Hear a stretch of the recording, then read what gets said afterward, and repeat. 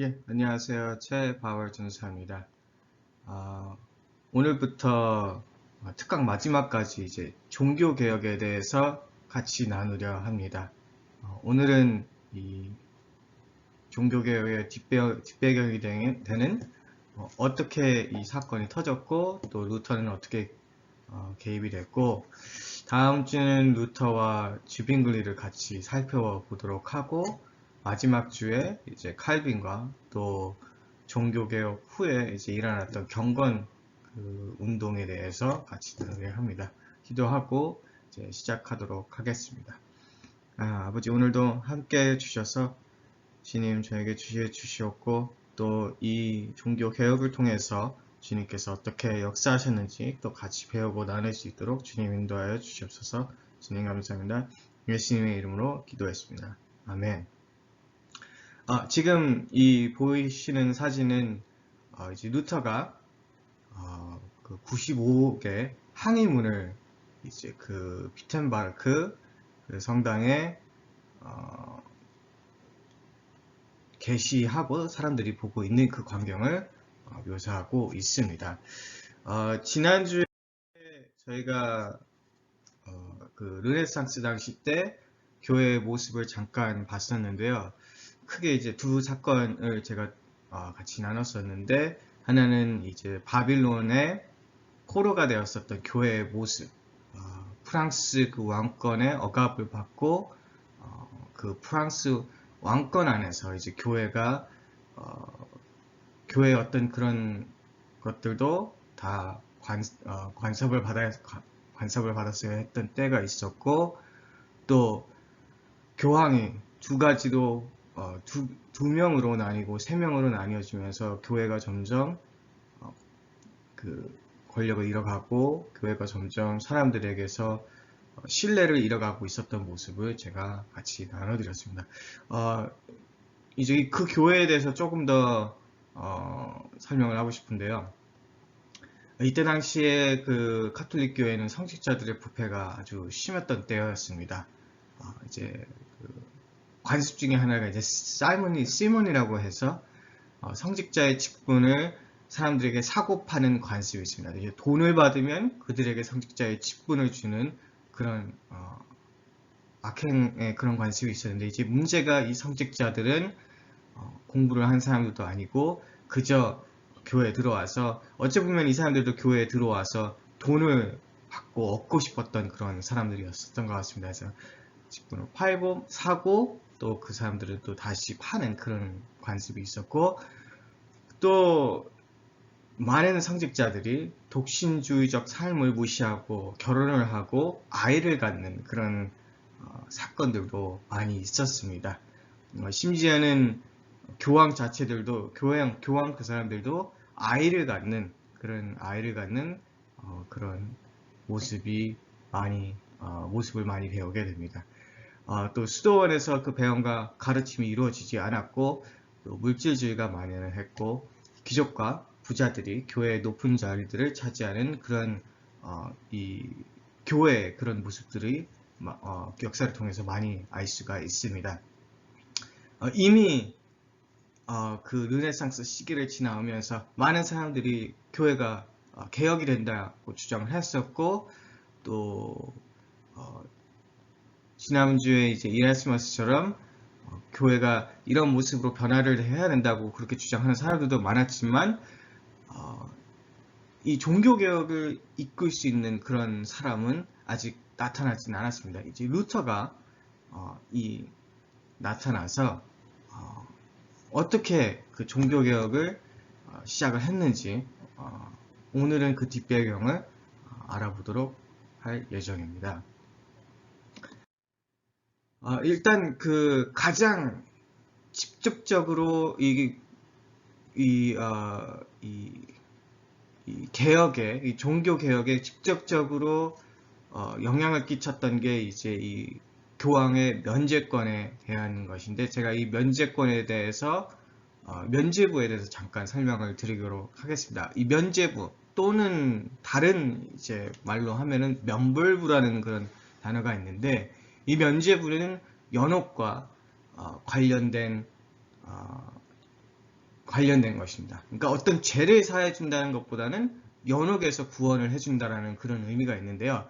이 연옥은 그때 당시에 사람들이 천국에 이제 들어가기 위해서는 모든 죄들이 용서받아야 된다고 그렇게 생각을 했었습니다. 물론 예수님께서 그 죄를 구원해 주신다고 죄를 구원해 주시고 이 사람들이 천국에 갈 수 있다고 믿었지만 이제 예수님의 구원과 예수님께서 하신 일과 또 우리가 해야 하는 일이 있다고 생각을 했습니다. 어떤 죄들은 우리가 어떤 방법으로 우리식으로 이 용서를 받아야 된다고 생각을 했었고, 만약에 그런 아주 사소한 죄들이 용서받은 게 없다면 연옥에 머물게 되어서 그 죄들에 대해서 벌을 받고 천국에 갈 수 있다고 중세 사람들은 그렇게 믿었습니다. 이제 이제 불로써 이제 단련을 받으면서 그 죄들을 용서받는다고 그렇게 얘기를 해서 지금 보시는 그림과 같이 이렇게 불이 있는데 이건 지옥을 묘사하는 게 아니라 연옥을 묘사해서 여기서 이제 그 죄들의 벌을 모두 받고 난 후에 이제 천국으로 올라갈 수 있다고 그렇게 생각했습니다. 면죄부를 만약에 만약에 사게 된다면 이 벌을 받지 않아도 연옥에 가지 않고 바로 천국에 들어갈 수 있다고 그렇게 생각했습니다. 죄들에 대한 그 벌을 받지 않기 위해서 또 다른 것이 있는데 그게 고해성사라고 이제 성직자한테 가서 그 죄들을 다 고백을 해야지만이 이제 그 벌에서 면할 수 있다고 그렇게 또 믿었었습니다. 교황의 이 면죄부는 11세기 말 십자군 전쟁에서부터 시작이 되었었는데 이제 이슬람교를 따르던 아랍인들이 이스라엘을 차지하였을 때 교황 우르반 2세가 기독교 성지 탈환을 목표로 십자군 운동을 일으키게 됩니다. 이 십자군 운동에 많은 사람들이 더 참여하기 위해서 특단의 조치로 이제 십자군으로 가다 보면은 많은 사람들을 살해해야 되고 죽여야 되기 때문에 그 죄를 용서하겠다고 선언하면서 이 면죄부를 팔기 시작합니다. 또 전쟁 준비 비용을 만들려고 하다 보니까 전쟁에 참여하지 않는 사람들한테도 이 면죄부를 판매하여서 이 전쟁 그 준비 비용을 만들기 시작합니다. 이제 1500년대 루터가 있었던 그 당시에 이 면죄부를 다시 팔게 하는데요. 저희가 지난번에 봤었듯이 그 포로 시기 때, 바벨론의 포로 시기 때도 면죄부를 팔아서 어떤 교회의 수입을 창출하는 데 쓰는데 1500년대, 1510년도 때 희년 면죄부를 공포하면서 면죄부 판매 일부는 성 베드로 성당 건축에 사용하려고 합니다. 이때부터 성 베드로 성당 건축에 사용하기 위해서 면죄부를 팔고 그 돈을 수입을 창출해서 건축을 하려고 계획을 하고 있었습니다. 그 후에 이제 교황 레오 10세가 면죄부 판매를 이어가는데 가장 중요했던 것은 그 성 베드로 성당을 짓기 위한 것이었습니다. 근데 이 교황은 수입을 올리기 위해서 판매객의 절반은 지방 감독이 차지하고 판매자는 판매량에 따라 보상을 받는 그런 규칙을 세웠는데 나머지는 교황청에서 받고 그러다 보니까 판매자들이 자신들의 그 어떤 수입을 얻기 위해서 수단과 방법을 가리지 않고 사람들을 속여서 면죄부를 판매하기 시작했습니다. 자기들도 돈을 받고 또 수입을 올려야 되기 때문에 사람들에게 정말 어떤 약장수가 약을 팔듯이 그렇게 면죄부를 팔기 시작해서 이게 이 면죄부의 어떤 그 중요성은 많이 없어지게 되었습니다. 그 중에 한 사람이 이제 요한 테첼인데요. 도미니크 수도의 수도사였고 면죄중 그 판매를 위해 설교를 하였는데 이 사람처럼 열정적으로 또 가장 재능적으로 판 사람이 없다고 했습니다. 그 설교 중에 하나가 하늘문이 열리노라라는 설교가 있는데, 면죄를 통해 모든 죄가 면책을 받을 수가 있고 적당한 돈을 지불한다면 연옥에 있는 영혼에까지 미친다고 설명을 하는데, 이것은 자신뿐만 아니라 또 자신의 그 할아버지, 돌아가신 할아버지, 뭐 어머니, 뭐 부모님, 그런 사람들에게까지, 연옥에 가 있는 자신의 어떤 돌아가신 가족들까지 이게 미친다고 그렇게 설교를 했습니다.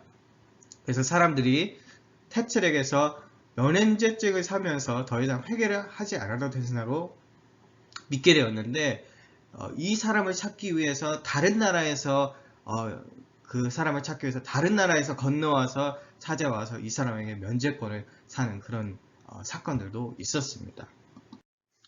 이게 이제 면죄증에 대해서 설교 중에 하나인데요. 이 태첼이 이제, 자, 여기 면죄증이 왔습니다. 이 한 장이면 당신은 물론 당신 부모의 죄도 사할 수 있습니다. 이제 당신 부모의 죄라고 하면은 연옥에 있는 그런 부모님들을 얘기를 하는데, 당신들의 그 부모님의 고통 소리를 듣지 못합니까? 얘야, 우리는 너를 낳았다. 너를 힘들게 키웠다. 그러나 우리가 지금 이 뜨거운 물 속에서 신음하는데 너는 편안히 살고 있느냐? 살려달고 우리를 구원해다오. 면죄증을 사서 여기서 벗어나게 해다오. 이제 연옥에 대한 얘기입니다. 이건 지옥이 아니라 연옥에서 아직 용서받지 못한 그 죄로 인해서 그 불 속에서 이제 그 죄의 벌을 받고 있는데, 이 면죄증을 사면 그들도 이제 구원을 받을 수 있다고 그렇게 태첼이 주장을 하게 됩니다. 이제 속죄권을 사면 살아있는 사람은 즉시 그 죄를 용서받을 것이고, 연옥에 있는 자를 위하여 속죄권을 사면 헝금함에 떨어지는 소리가 나는 순간 곧 천국으로 올라갈 것이라고, 연옥에 있는 자가 곧 천국으로 올라가게 될 것이라고, 이렇게 약을 팔듯이, 무슨 약장수가 약을 팔듯이 이런 식으로 이제 설교를 하게 되었습니다. 이렇게 면죄부가 판매되고 있었을 때, 그때 당시에 루터가 성직자로 섬기고 있었는데, 일단은 루터에 대해서 잠깐 설명을 드리도록 하겠습니다. 루터는 농부 출신인 부모에게서 출생하였고, 이제 다른 지역으로 이주를 할 때 이제 아버님이 주물 공장을 경영하게 되었는데, 1505년에 루터의 생애를 결정하게 될 큰 어떤 한 사건이 생기게 됩니다. 친구와 함께 맨스펠트에서 에르푸르트, 다른 이제 독일 지역으로 가던 중에 그 벼락이 치면서 이제 천둥 번개가 치던 그런 때가 있었는데, 날씨가 안 좋아져서 벼락을 맞고 쓰러진 것을 보고, 루터가 예수님도 아니고 그 세인트 중에 한 명인 선 아나에게 자신을 살려주면 자신이 수도사로 살겠다고 서원을 합니다. 이 일이 있고 난 후에, 이렇게 서원을 하고 난 후에, 원래 루터는 법률 공부를 하고 있었는데 법률 공부를 그만두고 수도원으로 들어가게 됩니다. 이때 수도원으로 들어갔었을 때 제가 알기로는 그 아버님이, 그 루터의 아버지가 아주 싫어했었다고 그렇게 얘기를 했지만, 그래도 루터가 자신이 서운한 게 있기 때문에 법리 공부를 마치고 바로 수도원으로 들어가게 되었습니다. 이때 물론 이 사건으로 인해서 수도사에 들어가긴 했지만, 그 전부터 사실 구원의 그 어떤 확신의 그 노력을 알고 싶었고 갖고 싶으려고 이미 그 전부터 많은 생각을 했었고, 그리고 수도원으로 들어왔었을 때 노력을 많이 하게 됩니다. 이를 위해서 밤에 기도도 하고 금식과 기도도 하고 선행을 게을리하지 않으려고 많은 노력을 하지만, 정말 그 수도원에서 하라는 대로 다 모든 걸 하지만 하면 할수록 자신이 그 죄에 대해서 자유를 얻지 못하고, 이렇게 하면서 또 내가 짓지 못한 그런 죄가 있지 않나? 내가 고백하지 못한 죄가 있지 않나? 이런 생각들로 인해서 아무런 구원의 확신을 얻지 못하게 됩니다. 이제 역사학자 중에 조스트 건살레스가 이런 얘기를 하는데, Luther had an overpowering sense of his sinfulness, and the more he sought to overcome it, the more he became aware of sin's sway over him. 더 그 죄를 고백하고 더 죄에서 자유로워지기 위해서 노력했지만 하지만 그러면 그럴수록 그 죄에 대해서 다시금 깨닫고 그 죄에 대해서 자유로워지지 못하는 그런 루터의 모습이 역사를 통해서 많이 나타나게 됩니다.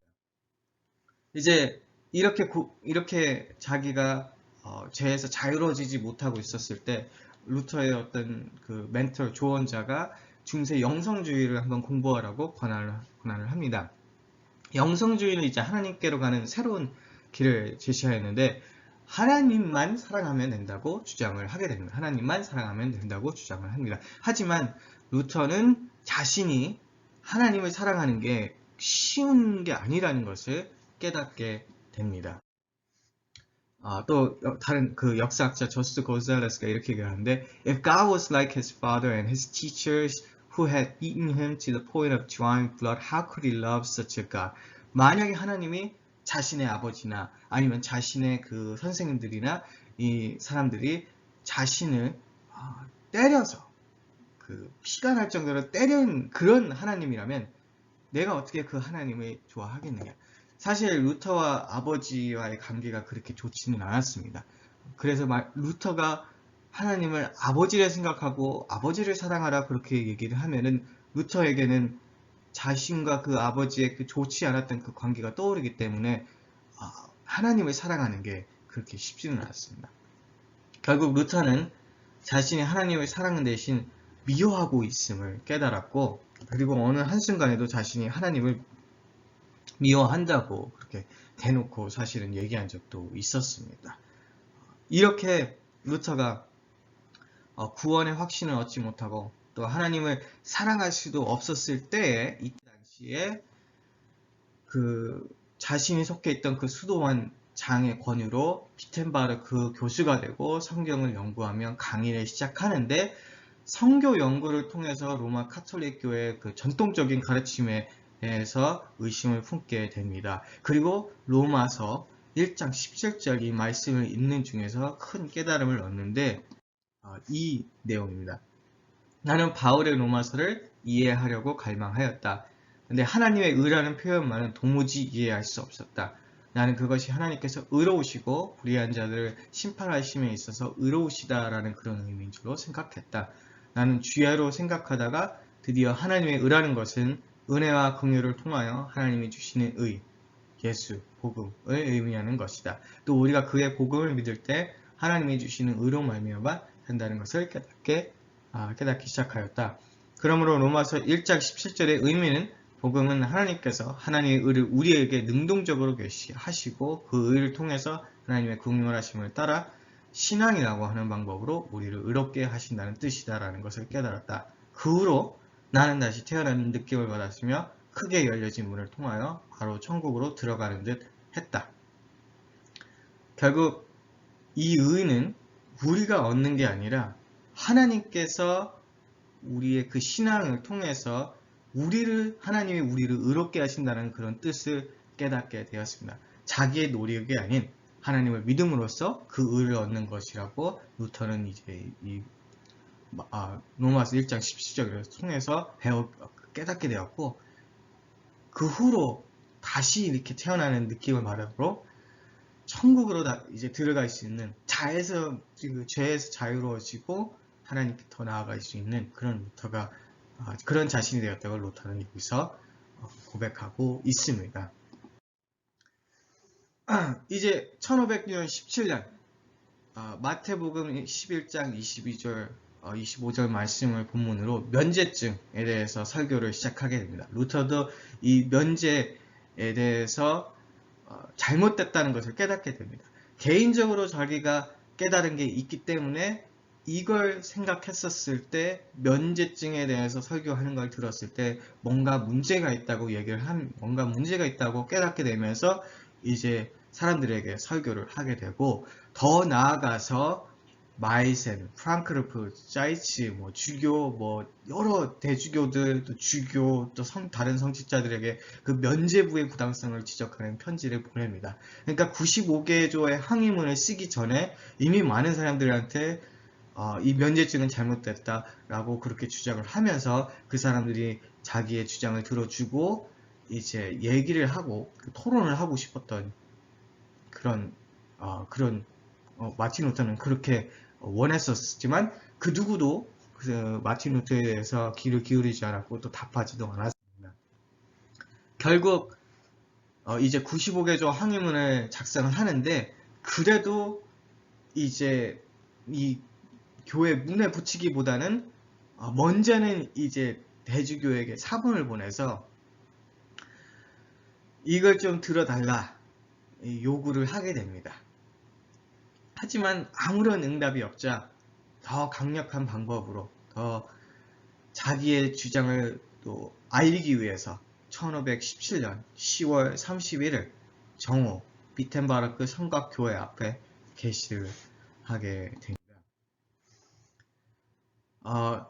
이제 처음에는 사람들이 신경을 쓰지도 않다가 이 사람들이 점점 이 항해문을 읽고 다른 사람들에게도 전파하게 되는데 2주 만에 이 인쇄술로 인해서 2주 만에 전 독일로 퍼지고 4주 만에 유럽으로 복사본이 퍼지게 됩니다. 루터의 항해문은 크게 세 가지 문제를 다루는데 첫째로 교황의 면죄권에 대해서 문제를 다룹니다.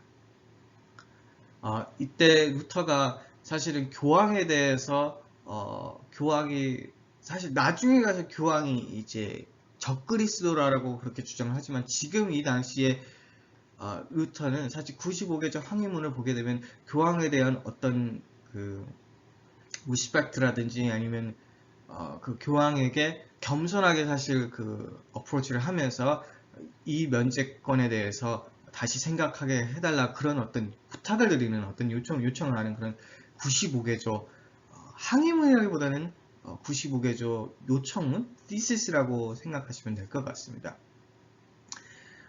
교황이 하나님께서 죄를 사하셨음을 선언할 권한은 있으나 죄를 직접적으로 사할 수 없다고 주장을 하게 됩니다. 교황의 내세권 문제를 다루는데 참화와 관한 교회법은 산 사람에게 부과되는 것이라고 주장을 합니다. 그러니까 그 요한 테첼이 설교를 통해서 얘기했던 것처럼 주장했던 것처럼 이 면죄증을 사면은 죽은 사람들한테도 영향을 끼치는 게 아니라 만약에 면죄권을 산다면 그냥 그 사람에게만 해당이 되는 그런 것이라고 그렇게 얘기를 합니다. 이제 셋째로 면죄증을 팔아 성당을 건축하는 문제를 다루는데 면죄증을 삼으로써 돈을 잃어버린 사람들에게 오히려 교황이 베드로 성전을 팔아서라도 그 사람들한테 갚아야 된다고 그렇게 주장을 하게 됩니다. 오늘은 이제 종교개혁 그 첫 번째 뒷배경과 또 루터에 대해서 나누는 시간을 갖게 되었는데 다음 주는 이제 어떻게 루터와 카톨릭 교회가 나뉘어지게 되는지에 대해서 설명을 드리고 또 쥐빙글리에 대해서 말씀드리도록 하겠습니다. 저도 이렇게 준비를 하면서 다시 공부를 하는데 루터가 정말 하나님께서 루터를 개인적으로 또 영적으로 깨워 주셨으므로 다른 사람들을 이 루터 후에 이제 나타나는 그 종교 개혁자들을 그 사람들을 또 영적으로 깨워 주셨음을 배우게 되었습니다. 종교 개혁 때 사실 루터가 원했던 것은 정말 카톨릭 교회 그 개혁을 원했었지만 하나님께서 오히려 이 시기를 통해서 종교 개혁을 뛰어넘어 사람들이 다시금 말씀을 붙잡을 수 있도록 영적 운동이 되게 해 주셨습니다. 네.